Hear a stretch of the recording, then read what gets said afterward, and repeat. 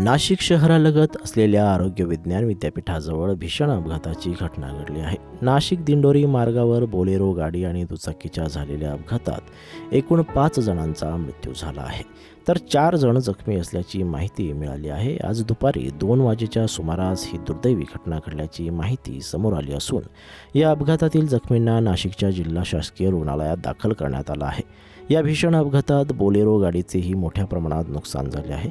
समोरच्या बाजूने येणाऱ्या दुचाकीस्वाराला वाचवत असताना बोलेरो चालकाचे गाडीवरील नियंत्रण सुटल्याने बोलेरो गाडी थेट रस्त्याच्या कडेला असलेल्या एका झाडावर जाऊन आदळली. बोलेरो गाडी आणि रस्ता ओलांडणाऱ्या दुचाकीमध्ये अपघात झाला. बोलेरो गाडीने 2 ते 3 पलटी घेतल्याचं प्रत्यक्षदर्शींनी सांगितलं. हा अपघात इतका भीषण होता की अपघातात 5 जण जागीच ठार तर 4 जण गंभीर जखमी झाले आहेत. तर बोलेरो गाडी पूर्णपणे चक्काचूर झाली. अपघातग्रस्तांमध्ये वाराणसीचे यादव कुटुंबियांचा समावेश होता.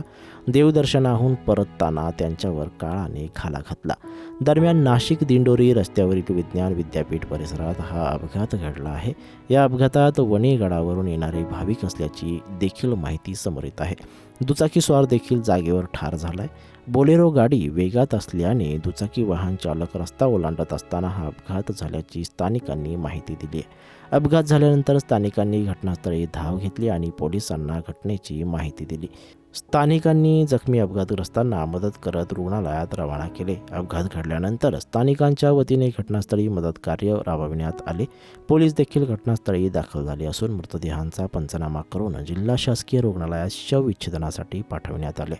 घटनास्थळी बघणाऱ्यांची देखील मोठ्या प्रमाणात गर्दी जमली होती.